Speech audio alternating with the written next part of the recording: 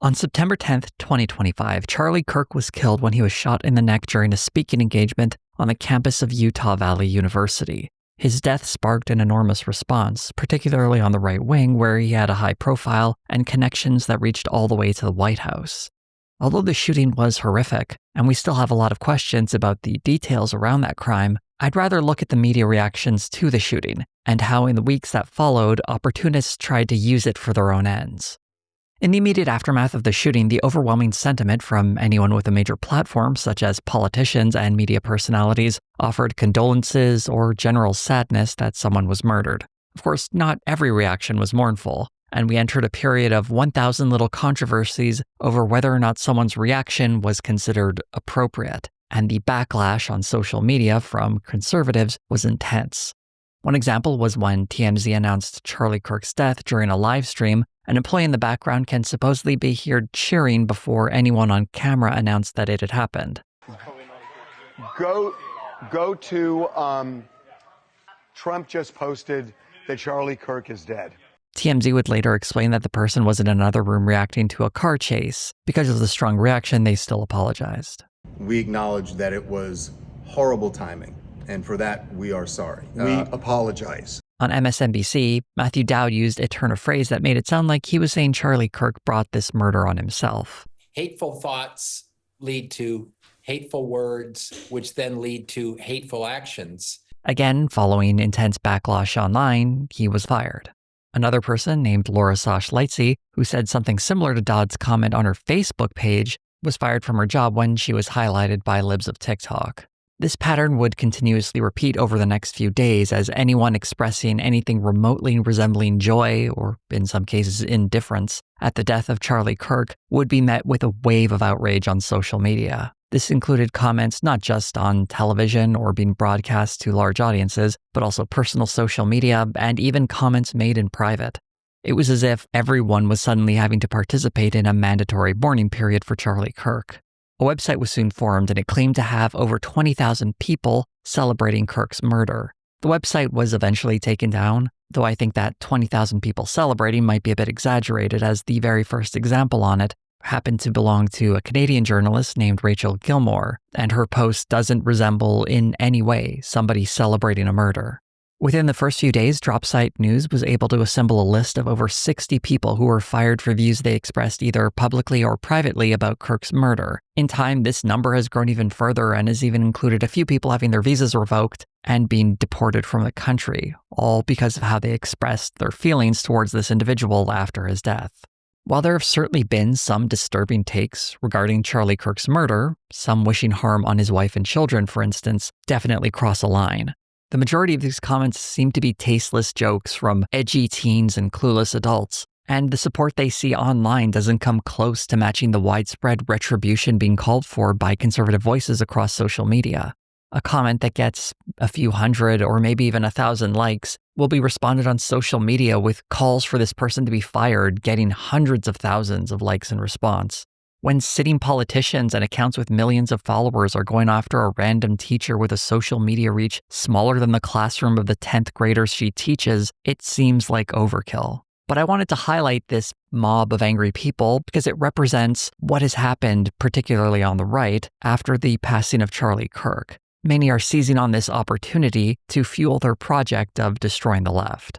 One group that was targeted in particular in this early day in the hunt for left-wing people was the trans community. And when the shooter's roommate and potential lover was later accused of being transgenderism, as a tweet with over 32,000 likes put it, was declared responsible for the shooting. All of this is done without waiting for any real investigation or solid evidence. This also is a reminder of why certain marginalized communities should always be offered solidarity, because they are often the canary in the coal mine when it comes to right-wing panics. Usually attacks will start towards trans community before targeting the left more broadly, and this is true of a lot of other marginalized communities. The online dogpiling and targeting of random people is nothing new, of course. Accounts like Libs of TikTok have built an entire career around publicly shaming people for social media posts, and other opinions often expressed in private. But the murder of Charlie Kirk has charged this activity to new levels. A month later, we're still seeing attempts to stoke outrage like editorial cartoons that supposedly call for violence.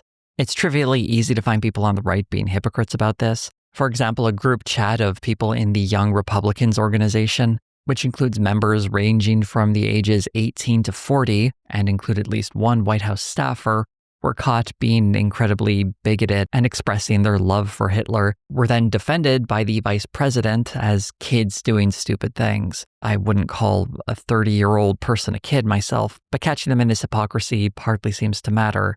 If anything, it just reminds us that they are playing by a different set of rules.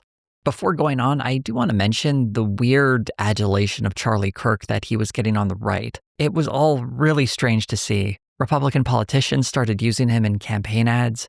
They took a shot at President Trump. They assassinated Charlie Kirk, and they crushed working families with inflation. Flags were lowered. He was posthumously given the Medal of Freedom. Legislation was introduced to put his face on a commemorative coin.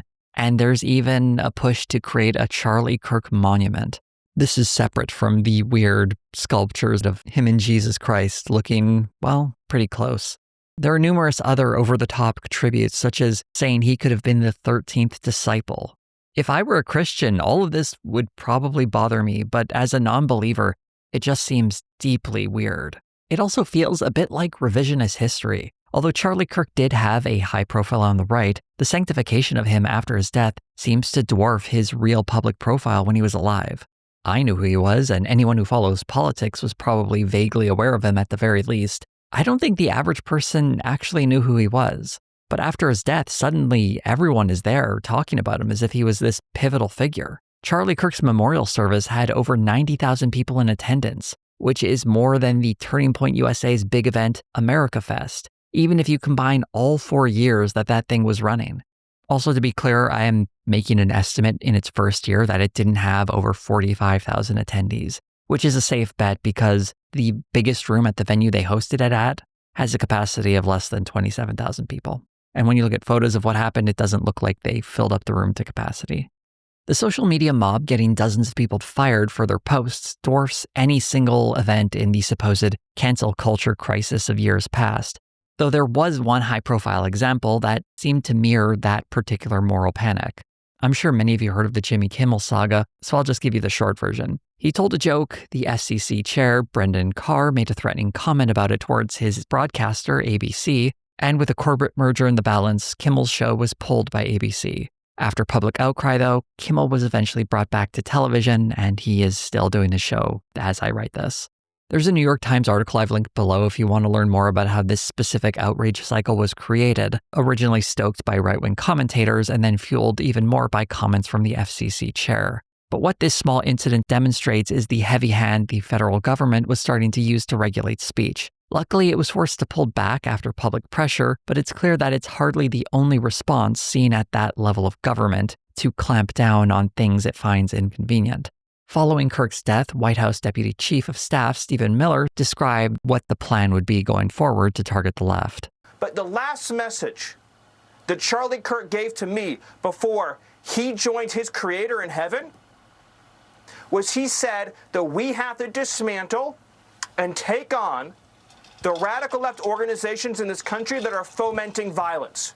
At the time of that airing, and as I write this over a month later, there is still no link that has been shared between the alleged shooter and any left-wing group. It's obviously very irresponsible of Miller to say as much, but this is less about responding to facts on the ground and more about enacting an agenda he's always wanted to push. An article in Rolling Stone went into detail about how much of a pretext Kirk's murder was for the whole operation. Part of the article reads, "Several of the president's advisors tell Rolling Stone something felt off, even to a few of the long-time hardened denizens of Trumpland. There were barely, if any, senior law enforcement personnel who believed that the suspect in the Kirk shooting had acted as part of a terror network or had conspired with any organization of the left. That was never really on anyone's radar to any serious degree," says one senior administration official. The Trump administration wasn't writing new plans so much as ramping up its ongoing blitz to consolidate power and to silence any and all dissent and scrutiny, from late-night comedians to liberal groups and activists to news outlets. Simply put, Trump and the GOP want scalps piled up. Figuratively speaking, they insist, as quickly as possible. We need to use our anti-terrorism laws, our RICO statutes, our conspiracy statutes. We need to use every tool in our law enforcement arsenal to crush these left-wing terrorists legally, financially, and politically, and to cut off their funding sources and throw them in prison. Mike Davis, a conservative attorney close to Trump, tells Rolling Stone. George Soros and the octopus of his left-wing organizations must be investigated. NGOs importing and harboring illegal aliens must be investigated. Nobody is above the law. I'm very excited for these Democrats to face criminal probes for their real crimes. Justice is coming, and justice is best served cold. Much like the social media shaming campaigns, this article makes it clear the targeting of left-wing groups is not because of Charlie Kirk's murder, but rather is using that murder as a pretext for something that was always on the agenda. On September 22nd, the White House issued an executive order designating Antifa as a domestic terrorist organization. The United States doesn't typically designate domestic terrorist organizations, at least not publicly. More often, domestic terror is publicly categorized in the much broader and vaguer category of threats to highlight specific ideologies instead of groups. The designation of threats was always a bit of a problem. A report from 2013 explained. The actors who constitute each of the domestic terrorist threats outlined by the Department of Justice draw upon ideologies whose expression largely involves constitutionally protected activity. There are several examples of ideologies that have been branded as threats in the past. While some are more obviously toxic, such as white supremacy, others, such as animal rights groups and environmentalist groups, raise the question of when does activism become terrorism? And while this is a very difficult and thorny thing to navigate and has certainly been used against groups unjustly in history, at the very least, even using this designation, people had to be a member of some group or organization that provably exists. By declaring Antifa a terrorist organization, it goes further by grouping anyone who espouses that principle as inherently part of an organization connected to illegal activity, one that is connected by a supposed left-wing conspiracy to break the law. A memo issued on September 25th went into greater detail highlighting the various identifiers of Antifa, including being anti-capitalist, anti-Christianity, and extremism on race and gender, whatever that's supposed to mean. An article for the Brennan Center of Justice went into detail about how this designation is not only unfounded, but could be used as a pretext for persecuting people on the basis of their political beliefs rather than any sort of illegal activity. Anyone on the left familiar with organizing that has an anti-fascist element can tell you how ridiculous the Antifa conspiracy is. Antifa is not an organization, but rather a principle. There are groups that have the word Antifa in their name, and there are some that work together. But to consider them and all other anti-fascist groups as part of this same organization is to not understand the basics of what anti-fascism is, or more accurately, the difference between a group and what a group believes. As a point of comparison, one principle that's been top of my mind lately has been anti-abortion. Although they typically label themselves as pro-life, as Brian E. Clare put it more accurately, pro-forced birth may be a better fit. Regardless of what label you want to use, a wide variety of tactics to advance this cause have been taken by different people and groups over the decades. Most of those actions have been peaceful, but there have been many incidents of violence, including murder, bombings, and arson. The existence of this violence doesn't mean that anybody who is pro-life is part of a terrorist organization. In some cases, they may not be part of any organization at all. It could simply describe how they vote. And if they are in an organization, it might just be one of those groups that prays to try and make things better. And while pro-life individuals and groups, I think, are absolutely taking away a woman's right to decide what to do with her own body, not every pro-life group is the same, and they don't all plot to murder doctors or blow up their offices. Being anti-fascist doesn't mean you're part of any organization, and even if you are, it doesn't mean that that organization is breaking any kind of law or should be considered a terrorist group.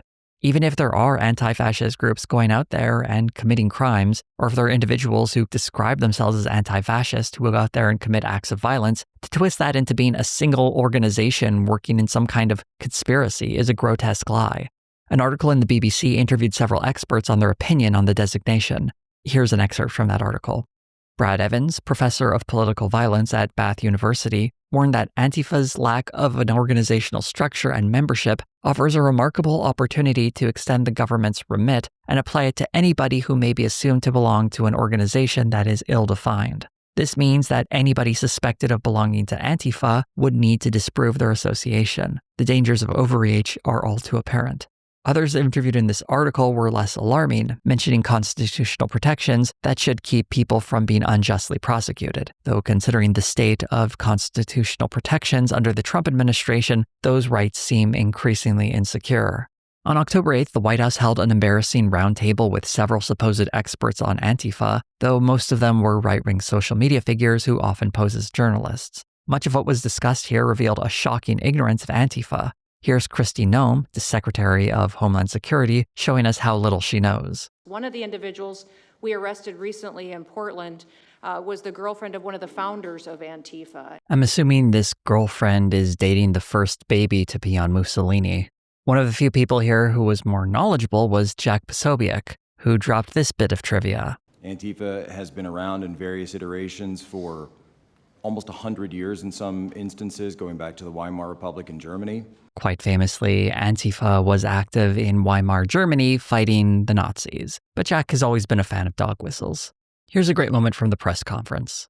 I do understand the challenge, as Andy pointed out, with Antifa as a graspable entity. I do.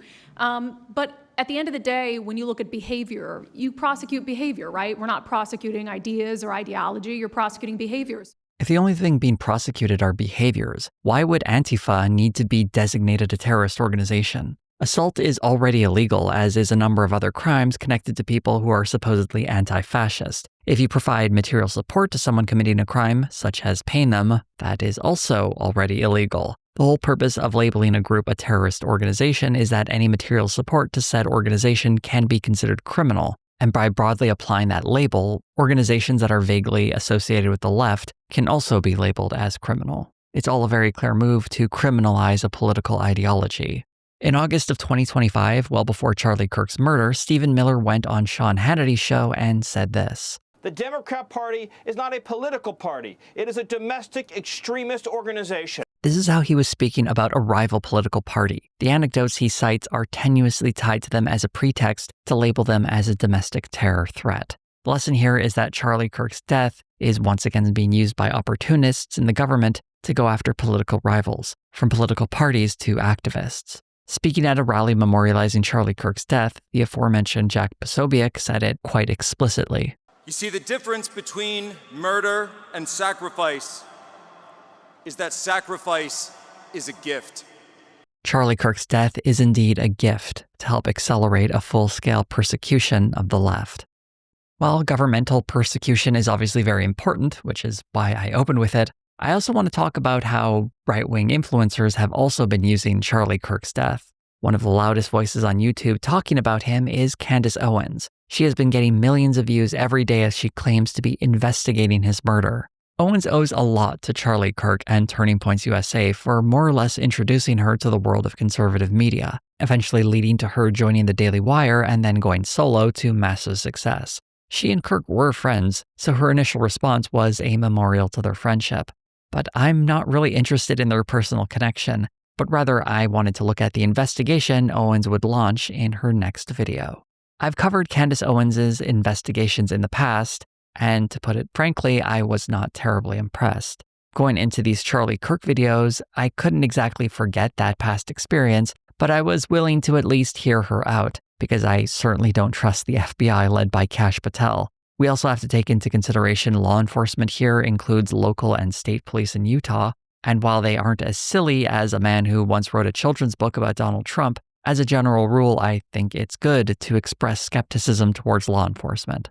I think it's too early to be definitive about why the alleged shooter might have done anything, but in spite of her skeptical posture, Candace Owens is far less patient, and she has advanced several vague theories of her own.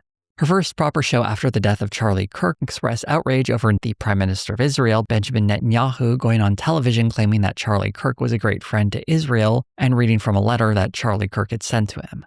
I'm saying you're severely misrepresenting the contents, that in May, Charlie was concerned about Israel and their influence on American politics and how they were pushing things that he felt were in conflict with his beliefs, free speech.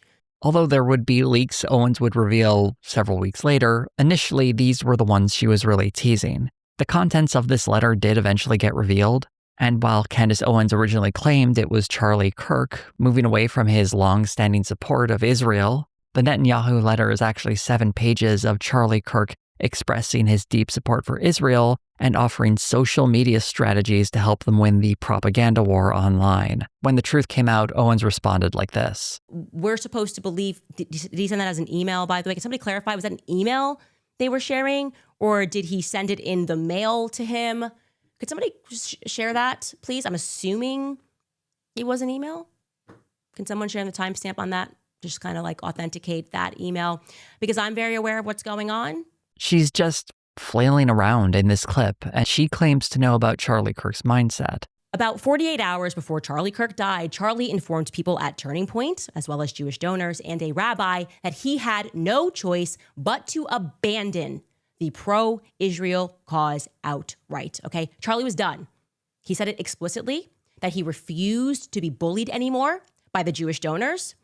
Can you guys answer? Did he express that? Did he also express that he wanted to bring me, Candace Owens, back because he was standing up for himself? And then did he, just 48 hours later, conveniently catch a bullet to the throat before our onstage reunion could happen?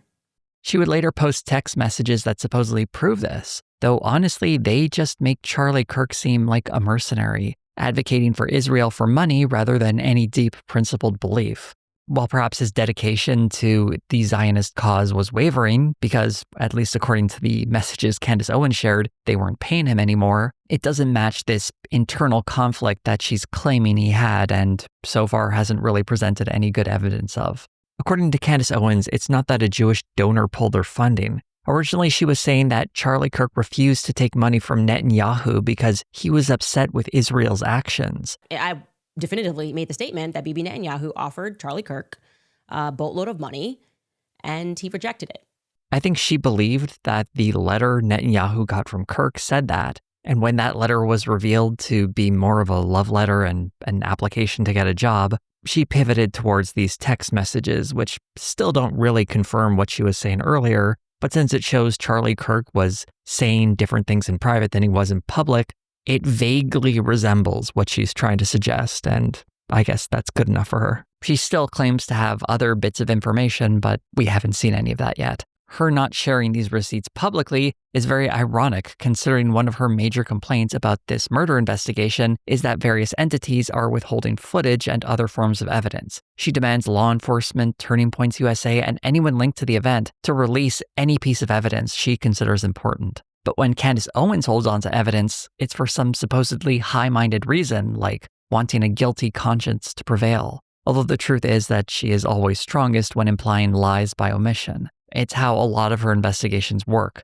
She'll find an instance of someone not explicitly saying something, or some kind of nebulous information that may very well exist, and then claiming that since this information isn't public, it implies that whatever conspiracy she's thought up must be true. It's a very intricate strategy, and it's a great way of advancing a conspiracy theory without actually having evidence. You just claim that someone else has the evidence and they're not sharing it with us. Another aspect of these videos is Candace Owens is trying to draw a direct line between herself and Charlie Kirk. I can tell you right now, from the energy that is coming out of him, the energy that's coming out of Meghan, is where I was 2 years ago. Okay? I've been there. Candace Owens several times presents Charlie Kirk moving in her direction, and I suspect she wants his audience to see that too, particularly the part of his audience predisposed to enjoying conspiracy theories. In a later video, she makes it clear that she doesn't want to take over for Charlie Kirk.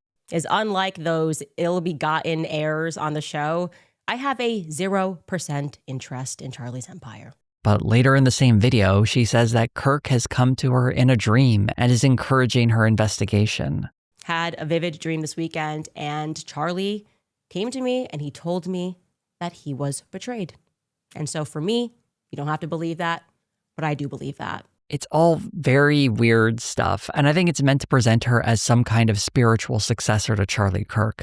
Not the person who will take over Turning Points USA, but one who is more than happy to scoop up his audience as she presents Charlie Kirk as aligned with her and Turning Points USA as an organization that betrayed him. His feelings on Israel and the supposed betrayal of Turning Points USA are all connected to try to express where Charlie Kirk's head was at the time he was killed.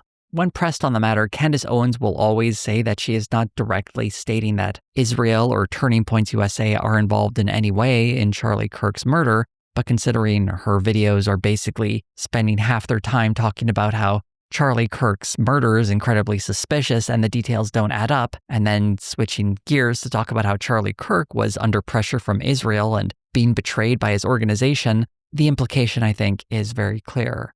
Although she has a broader implication that she's trying to make, when it comes to the individual points and small little theories she likes to float out there, she'll often say things that make absolutely no sense.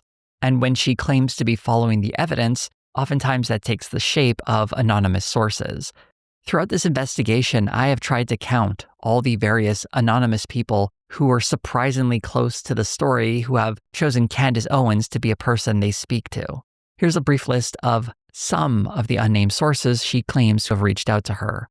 She's spoken to the alleged shooter's classmate, someone who knew the alleged shooter's family, people who lived in the alleged shooter's neighborhood, someone who knows someone who shot a video that briefly caught the alleged shooter on a building while panning the crowd, the family of the alleged shooter's romantic partner, someone, or possibly someones, from Turning Points USA who were present at the event or connected to people who were present, someone who recorded a video that supposedly includes a woman who met the alleged shooter that day, someone who is connected to the doctors and nurses who worked on Charlie Kirk at the hospital after he was shot, and my favorite, a random commenter on her chat.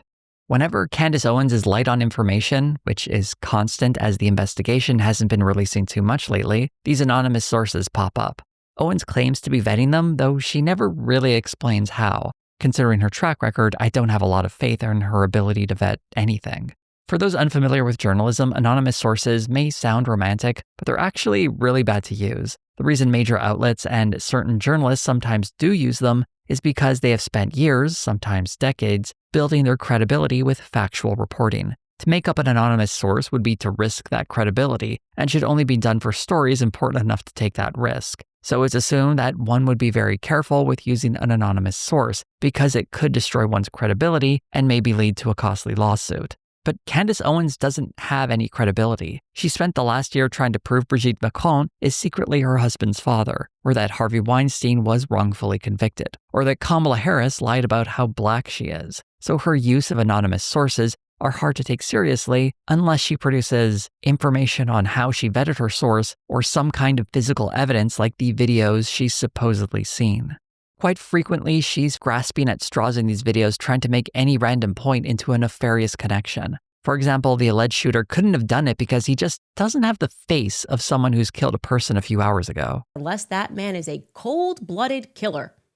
He just seems to be la-di-da, eating some Dairy Queen, and it's not making sense. She's gone on about random people in Facebook photos, Republican politicians trying to make hay of the event, and just about anything vaguely connected to that day gets weaved into the conspiracy. Perhaps most nefariously, she even brings up a suspicious valve company. I just find that the manufacturing of valves keeps coming up when I look into certain people, because, I'm all about the genealogy, and I could name 3 people that I got curious about whose family manufactures valves. I don't know if that's a big business out in Utah. The people who provided footage of the shooter to police happen to work for this valve company, which, wouldn't you know it, is connected to Israel and Turning Points USA. Then somebody emailed us, and this was strange. We have not been able to corroborate this. We can tell you the link was real, and that but we don't know if the internet was scraping and got things incorrect. But there was an Israeli individual who was listed as the founder of Caldera Engineering. They opted to, in their very early years of their company, use a lawyer for trademark purposes down in Arizona, right? And I'm looking at these early documents, and I'm like, wait a second. I know this lawyer. This lawyer was introduced to me by Tyler Boyer at Turning Point USA. A source tips off Candace Owens. This source tells her that the captured video seen on TMZ is hiding context. That's footage of the shooter walking through a neighborhood. The person whose camera captured that footage works for a valve company. That valve company was founded by an Israeli. A lawyer who worked with that valve company 25 years ago has, in some capacity, worked with Turning Points USA. What this is supposed to evidence, I'm not too sure. What it's supposed to imply, I think, is very obvious. that Israel and Turning Points USA are in some way implicated with Charlie Kirk's murder. This is the type of investigation Candace Owens does, following random clues and arbitrary directions from nebulous sources, all motivated by the conclusions she wants her audience to have. And her audience is very capable of putting together the pieces that Zionist funding of Turning Points USA is linked to Kirk's murder. What do you do when a person has such high morals they will never do anything that you can use to blackmail them, and they won't take your money to say lies? Charlie Kirk couldn't be bought or blackmailed, and that is why they took him out. That is your theory that you are presenting there, Mia. Evidence obviously wasn't leading Candace Owens on this journey, and at least she's honest about it because there's something else that's pushing her along. Everything just spiritually feels very wrong here. What is happening right now in the world and what just happened to my friend Charlie Kirk is a battle of sheer evil versus goodness. It's all very similar to stuff you would hear from Alex Jones. She even cites Alex Jones a few times in her videos. She's also borrowing his phraseology of being beyond the left-right paradigm to describe her investigation into Charlie Kirk's death. Although she still identifies as a conservative, she's trying to position herself as some kind of spiritual bulwark against the forces of evil. Something is weird about that. Spiritually, it's evil. That's what it is. It's evil. Alex Jones didn't originate any of this stuff, by the way. It just seems like Candace Owens is very much trying to follow in his tradition of spinning together outlandish tales to grift off her audience. And of course, it wouldn't be a Candace Owens series of videos without dropping in some generic anti-Semitism as well. Within Judaism, there are different sects. There just are. And we don't realize that. We don't know what they believe in. We just go, oh, well, it's Judaism. It's the Pentateuch, the first 5 books of the Bible. No. There's also the Talmud. There's also the Kabbalah. And to just not actually study and understand all of those differences, it makes us extremely ignorant and very likely to be indoctrinated into one of those religions, convinced that it's actually modern science, which is what's actually happening. I think we kind of live in a Kabbalist society. It always blows my mind when someone claims she's just suggesting or hinting at anti-Semitism when, if you watch her shows for a few weeks, you find countless examples of stuff like this. It's not a vague suggestion, she's pretty explicit with it. I think, though, it would be irresponsible of me to not include her mentioning that she actually does like some Jewish people. It's also very good to not extend to everyone that is Jewish the viewpoints of this very radical sect that has a lot of power in America. She says all of this to set up a clip of a Jewish comedian she enjoys. What if Jews have been exaggerating this entire time? We got stuck in traffic on the way there. My girlfriend was like, let my people go! The beach was a little crowded. She said, there's like 6 million people here. Huh. The joke she shows us is one where he denies the Holocaust. What are the odds, huh? To be fair to Gianmarco Soresi, he's not a Candace Owens guy. They said Candace Owens played one of my jokes.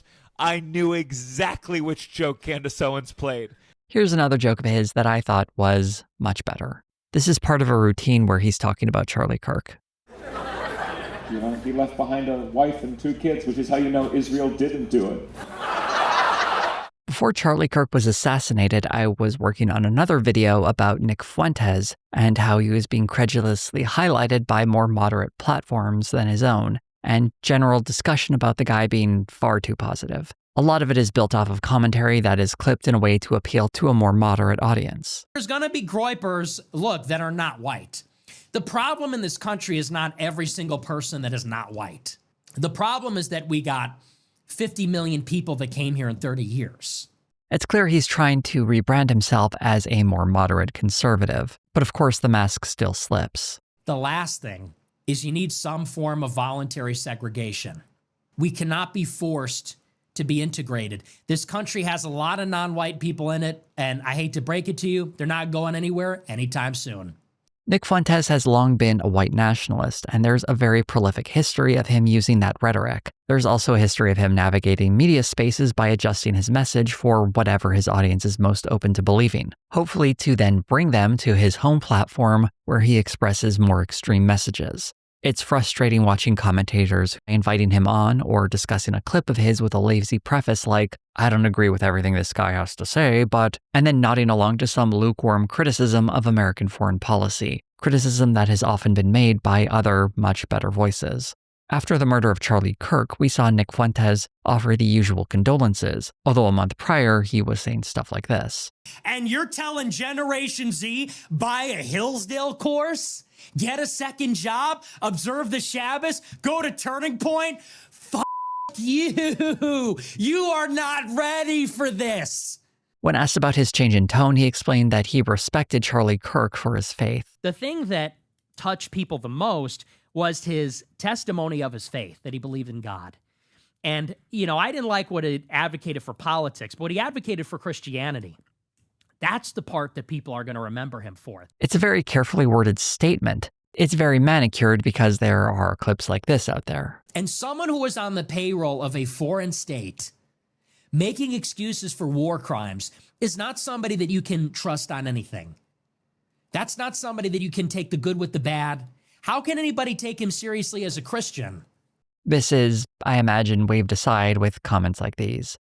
And I think, especially since he died, you look at him and you realize this guy was not actually the worst guy in the world. He was kind of my nemesis in a way. And maybe I was his on the right wing. But I realized that we had so much more in common than we disagreed with, actually. The common beliefs is approaching the truth, but it isn't as simple as Nick Fuentes having some kind of revelation. And all of this is neatly sidestepping the long history Fuentes has had with Kirk. Back in 2019, what was colorfully called the Groyper War saw Groypers, who were supporters of Nick Fuentes and his general ideology, crash various Turning Points USA events where they'd ask Charlie Kirk questions designed to make him look like a phony. Can you prove that our white European ideals can be maintained if the country's majority is no longer made up of white European descendants? I find that to be a racist question. I reject the idea behind it. I do not think America should become a white ethno-state as a country. In fact, I think that is a fringe perspective.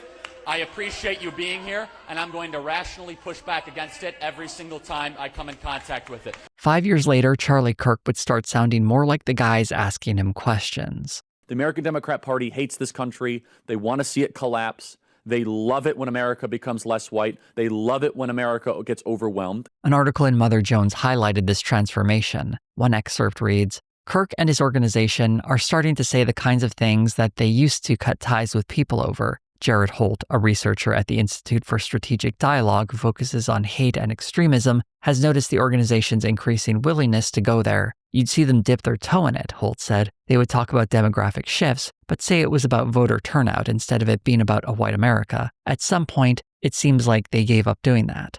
In the past year, Kirk has shifted from fetishizing free markets to fetishizing whiteness, authoring tweets on how whiteness is great, and there is an undeniable war on white people in the West, and about various innovations like owning property and abolishing slavery that he claims you can thank the white European for. Although Nick Fuentes can't pretend that he and Charlie Kirk were friends, he can pay lip service to his memory and try to claw some of that audience towards him, something he's been doing for years, infiltrating any circle he can ingratiate himself in, say whatever pleasantries he can to make it appear as though they're on the same side, and then gradually urge them toward his white nationalist worldview. Meanwhile, his base continues to loudly cry for his more extreme views, pressuring the host to move rightwards towards Fuentes. It's a cynical ploy, but it's worked surprisingly well for him, partially because people seem to think they'll either outsmart the guy or win over his audience. The problem is the same one that always comes up when fighting with foolish people like him. They drag you down to their level and then beat you with experience. Although Nick Fuentes felt the need to publicly say that neither he or any of his followers had anything to do with Charlie Kirk's death, that seems to have been an overreaction, as there hasn't been any real evidence so far that really connects the Groyper movement to Charlie Kirk's murder. But it's certainly true that Nick Fuentes has used Kirk's death as an opportunity to grow his influence under the guise of appearing contrite and respectful, things I've never seen him express genuinely. The real danger here, I think, is that while Fuentes probably won't have the institutional backing Kirk had, at least not for a little while longer, he's positioned not to convert a wide audience, but instead radicalize the conservative base, displacing the old guard's lackadaisical fascism with something far uglier and more aggressive. And they're still running the same playbook. Here they are targeting Glenn Beck so they can create little montages like this. No one's clapping for your Charlie was starting to notice about the Israel lobby. Could I answer my question? Could I answer the question, please? And just to be extra clear to anyone who appreciates Fuentes' criticism of Israel, none of this is centered on the colonial project of Israel, which absolutely deserves criticism, but instead are choosing to echo anti-Semitic conspiracy theories. To paraphrase an old tweet, under no circumstances do you gotta hand it to Nick Fuentes. Not all the voices eulogizing Kirk came from the right. Most notably, Ezra Klein wrote a tedious op-ed titled, "Charlie Kirk was practicing politics the right way." It seemed to rewrite Kirk's legacy into a man trying to have honest debate across college campuses when it more closely resembled a clip farming operation with hapless students without the same media training, memorized talking points, and post-conversation editing rights that are all designed to make Kirk look like a genius and anyone who disagreed look foolish. You probably don't need yet another deep dive into why this op-ed was not very good, so instead I'm going to skip ahead. Ta-Nehisi Coates responded to Klein's op-ed with one of his own, taking Klein to task for whitewashing the history of hatred that motivated Kirk's work, complete with examples of how this mockery of debate was used to advance an agenda. The two would eventually meet in conversation on Klein's podcast. I wish people, instead of saying that an expressive or strategic question in politics was betraying or abandoning the people we wish to protect, I wish what we said was we lost power in a way that allowed Donald Trump to drive the Supreme Court to a 6-3 Republican majority. And that majority overturned Roe v. Wade. In this conversation, it gives us a greater level of detail on what Klein was trying to say in his article, and he seems to have been most impressed by Kirk's ability to help his side attain power. So impressed that he seems less interested in how genuine any of it was, because he believes winning in politics is more about strategy and less about expressing one's values, unless those personal values can be expressed as a kind of strategy. There's always going to be a balance between strategy and principles, of course, because sometimes you have to settle for what's possible even if it falls short of an ideal. But Klein's expressed preference in tactics leans so far towards strategy, it seems to be leaving behind some people that he promises would be better off if his side attained power, as the only strategy he seems to suggest is moving the Democratic Party to the right. While this narrow strategy might work in specific local ridings, it's interesting that these narrow exceptions always seem to involve moving the Democratic Party to the right, rather than areas where it might benefit people to move them to the left. It's almost as if the material benefits that a further left candidate might offer are less important in his mind than the strategic benefits a more conservative candidate might offer. It's missing an important difference between what he's trying to do and what Charlie Kirk was doing. Throughout his career, Kirk gradually moved towards the right, as described earlier. His vision of success was not just about bringing impressionable people in the center towards his side, but also reaching out to the further right to maintain the base. If we look at how his message changed over time, it's clear that Kirk was playing harder and harder towards that right-wing base, and arguably his most successful years were the ones playing to that more extreme side. Klein seems to have bought into this fiction that he was converting people from the middle rather than animating his base, and it mistakes what actual utility someone like Kirk has, and that is generating enthusiasm. While this is a lot harder to measure and perhaps difficult to tease out in its impact on electoral politics, enthusiasm is the difference between someone begrudgingly filling out a ballot and someone instead deciding to knock on doors, put up a sign on their lawn, or just talk to people in their lives about the upcoming election. How this impacts turnout, I'm not entirely sure, which is part of why I'm not entirely sure Charlie Kirk was as effective a political operator as he's often presented as. But for the purposes of this conversation, it seems to me that Klein is missing the point of the role Charlie Kirk filled and the value he offered. Someone generating clips on TikTok that were for conservatives to cheer on, rather than convince liberals of the supposed error of their ways. Coates understands this better and seems to have a much surer idea of what he's supposed to be doing in this particular moment. When Klein points out that more moderate voices are feeling left out, Coates provides a very good counterpoint on how it was difficult to keep the base enthused about the previous presidential campaign when it saw all these overtures towards people on the right. I want you to take as seriously people who are in the tent and who are vulnerable and afraid. And if you have to convince them of something that's extremely, extremely uncomfortable, or tell them that you're taking a position that is extremely uncomfortable, I just think you owe them a little more. That's all I'm saying. Yeah, man. That's fine. I'll take it. Klein doesn't seem to be able to really grapple with this, at least in that moment. There's a moment I particularly liked in the conversation where Klein admits he doesn't know what his role is. Like, would you define for me how you see, like, what your role is? I don't know what my role is anymore. I'll be totally honest with you, man. I feel very conflicted about that question. Ta-Nehisi Coates is more aware of his role in this moment, and this is something he expressed very clearly in his recent book, The Message, where he describes the job of a writer to contextualize the present to the long history that came before it, to not simply be concerned with strategy, but to also speak with clarity on moral issues. It's an excellent read, particularly the second half of the book that describes his time visiting Palestine, which happened before October 7th, 2023. He writes with remarkable clarity about what he saw and the oppression the people there were living under. One particularly strong passage reads, "This elevation of complexity over justice is part and parcel of the effort to forge a story of Palestine told solely by the colonizer, an effort that extends to the prescribing of boycotts by American states, the revocation of articles by journals, the expulsion of students from universities, the dismissal of news anchors by skittish networks, the shooting of journalists by army snipers, and the car bombing of novelists by spy agencies. No other story, save one that enables theft, can be tolerated." Statements like these are often countered by claiming they don't acknowledge the complex political reality of the relationship Israel has with Palestine. However, Coates sees his role not as someone who places morals as subservient to the practical, but rather points out how that complexity is used to obstruct the simplicity of the moral reality. The contrast between Klein and Coates I'm trying to make here is not their relative stances on Palestine, but rather their ability to meet the moment they're in.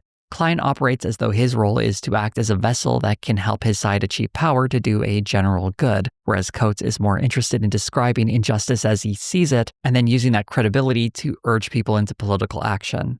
Although I wouldn't put Klein in the same category of people trying to capitalize on Kirk's death, I did want to mention him because his response is similar to conservatives who saw in Charlie whatever they needed to see. And for Klein, I think it was a justification of his approach to politics that emphasized achieving power over expressing values. Having a left-wing Charlie Kirk who acted like a vessel for financial interests to shepherd young people into supporting a political party that offered token support to those issues might help win an election, but it's not as effective as creating meaningful political change. When Ta-Nehisi Coates' book, The Message, came out, he faced some real headwinds when he tried talking about it on various programs. As someone who would be seen as part of the liberal establishment, Coates was making a very sharp break by siding with the Palestinian people and was very much a minority in more mainstream news outlets when it came to taking that position. Ironically, we see the void being filled by all 9 commentators on the left, but also on the right, to speak to a moral injustice that was plain for everyone to see. And while it might not have been technically the most tactical stance to take, as support for Palestinians who are being slaughtered typically led to vilification and could have some sort of professional consequences, by not filling in that void, it let people like Nick Fuentes or Candace Owens step into it themselves. And I'll even be critical of myself because even though I've pointed out the genocide in some videos in the past, and I do ask myself sometimes, could I have said more? Could I have made it a greater emphasis of my own messaging? And I think the answer is yes, I could have done better. There are certainly worse offenders out there, but I think this is a very important moment for the left to reflect on where we stood on this particular issue and where we'll stand on issues in the future. The value the conservative movement saw in Charlie Kirk was the assumption that he could bridge the divide between youth culture and conservative messaging, delivering a new crop of voters to Republican politics. I think it would be a simplification to say he was just there to deliver talking points. Rather, he was also there to measure the vibe on college campuses and to deliver those talking points in a way that was amenable to the students. If that meant emphasizing white identity grievance, he would do that. If that meant hitting religion harder, he would do that too. All the while working within a framework expected by his wealthy donors. It's a very mercenary thing to do, but it speaks to how his activism was something manicured for certain audiences. I saw this post on Blue Sky shortly after Kirk died, and it was something that was reposted from Facebook, that described how someone mourning Charlie Kirk's death was utterly shocked to find some of his more hateful rhetoric. In turn, this person shared a version of Kirk they knew spouting largely inoffensive Christian motivational speeches. For her, in her social media algorithm, that's what she saw, and it was perfectly nice. Part of the reason I didn't go into too much detail in this video about what Charlie Kirk truly believed is because to the people looking to turn his legacy into an inheritance, it doesn't matter what he believed. He said enough things that sound like what they want to do that they'll co-opt it anyway. During the big rally that doubled as a memorial for Charlie Kirk, a lot of people commented on how tacky and inappropriate it seemed. But to be honest, from what I do know of him, it seems like that's the sort of thing Charlie Kirk would have wanted, making the most of a tragedy to advance the political agenda he spent his life advocating for,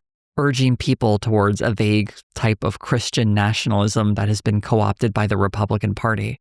As for the people grifting off his legacy, I have no idea how you would feel about that. It certainly follows the long tradition of exploiting news stories to advance an agenda, which is something that Charlie Kirk would certainly recognize, as he did a bit of that himself. But I wonder how he would feel, and anyone who might find themselves in a similar position, how would they feel knowing that when they die, it won't be the truth of the situation that will matter to people so much as their ability to weave it into a political narrative to attack their enemies? I don't think I'd appreciate it if people lied about my death to advance a political agenda, but I can't say I know how someone would feel like that if it's something they did on a regular basis. In these credit sections, I usually offer some ad-lib commentary that came to me while I was recording the video that I think adds a bit of extra flavor or fun to the subject at hand. But when it comes to someone being killed and his memory being exploited by those who claim to be his allies, I just have this general gross feeling and would like to end this right now. Perhaps you'd like to see me cover something else though, because I sure as hell don't want to come back to this topic. And if you would like to see me cover some other topic, become like the fine folks you see with their names scrolling up in the credits, and join my Patreon where you can directly support my videos or become a channel member or maybe join Nebula because I'm on there too. If you are a patron or member, you'll get early access to my videos, your name in the credits, and other fun extras that pop up every now and again. If you'd like to support me in a non-monetary fashion, you can like, comment, subscribe, hit the bell for notifications, or share this video on social media. Thank you all so much for watching.